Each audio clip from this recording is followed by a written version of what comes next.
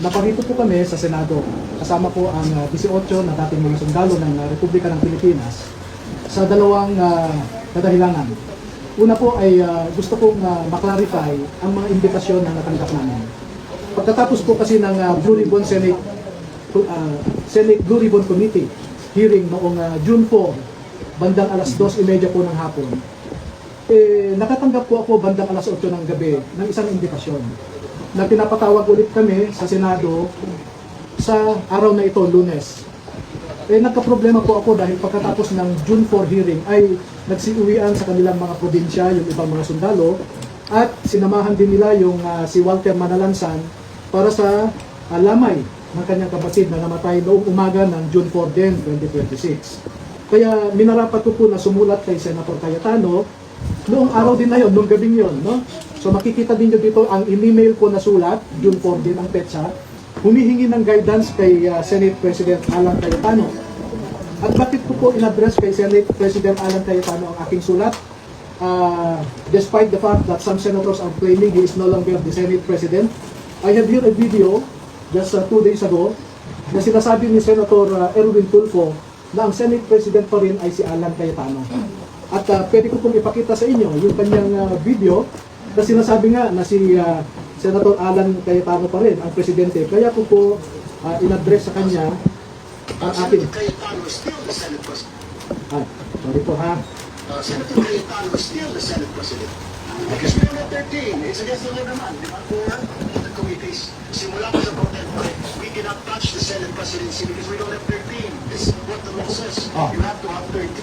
Dahil po sa pahayag din ni Senator Erwin Tulfo na yan, na si Senate President Alan Cayetano pa rin, ang Senate President, so I address my letter to Senator Alan Cayetano. At sumagot naman po si Senator Cayetano noong Sabado. No? At ang sabi niya rito, if I may read for your convenience, the pertinent portion of the letter. Ang sabi po niya sa second paragraph, we must clarify, however, that the hearing purportedly set for 08 June 2026 was not authorized by this office, by Senator Pia Cayetano as committee person, chairperson, or by Senator Rodante Marcoleta. No? So, bakit ko po minarapat na magpunta rito para sana tanungin kay Senator Cayetano itong sulat niya? No? Dahil makikita po din nyo, idiram po itong rules ni Senator Robin. Ipapakita ko po sa inyo yung Section 17 ng Senate Resolution number 5, which was approved on August 9, 2010. No?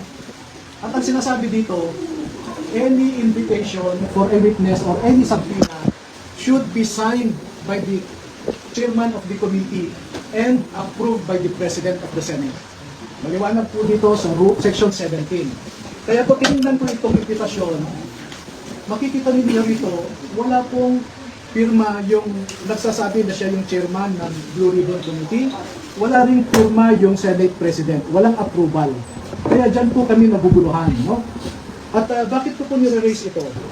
Dahil naman po sa for our safety and security. No? And we are expecting the good senators to follow their own rules. Itong sinasite ko po na Senate Resolution number 5 provides for the rules governing inquiries in aid of legislation. No? Ito po yung resolution number 5. Okay? So, sana naman po ay sinunod ng sumulat sa amin yung sinasaad ng rules ng Senate. Kaya po kami nagpunta rito kay Senator Robin para mapaliwanagan din kami. Pangalawa po, sa totoo lamang ay we are worried, but we are not scared that Mr. Erwin Tulfo, who claims to be the new chairman of the Senate Blue Ribbon Committee, is presiding over this investigation. Kasi po, inaakusahan siya, pero siya rin ang mag-iimbestiga at eventually siya rin ang magdedesisyon. He is the accused or respondent, so to speak, but he is the investigator and the judge rolled into one. Sa isang demokrasya po ay na merong functioning judicial system ay hindi nyo po makikita yung kanyang pangyayari. Na kung sino kayong akusado, siya pa ang mag-iimbestiga at siya pa ang magdedesisyon kung sino ang nagsisinungaling at kung sino ang nagsasabi ng totoo. And of course, by human nature, we don't expect Mr. Erwin Tulfo to admit his guilt. And therefore, by human nature also, it is predictable that he will cite all of us as liars. And pursuant to his power as chairman of the committee, and that is debatable, he can cite us in contempt, he can punish us, and he can send us to jail. And for these purposes po, I will cite to you Section 18 po of the same Senate Resolution number 5. Nakalagay po dito, 18, no? Contempt.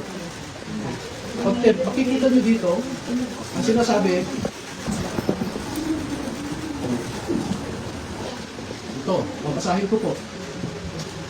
The chairman, with the concurrence of at least one member, may punish or cite in contempt any witness before the committee who disobeys any order of the committee or refuses to be sworn or to testify or to answer a proper question by the committee or any of its members, or testifies falsely or evasively.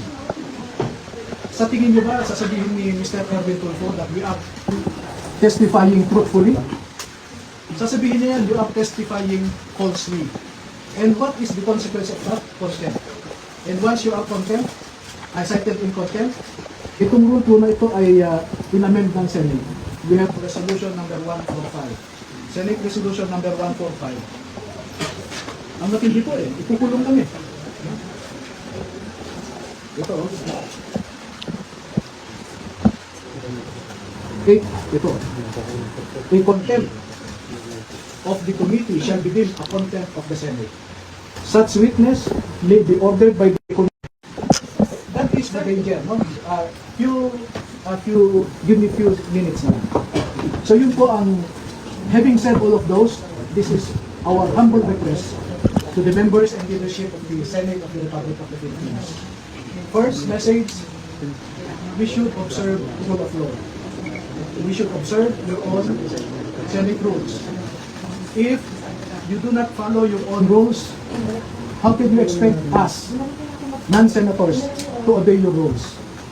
Second, we humbly ask, we respectfully ask the members and the leadership of the Senate of the Republic of the Philippines to observe statesmanship, not brinkmanship.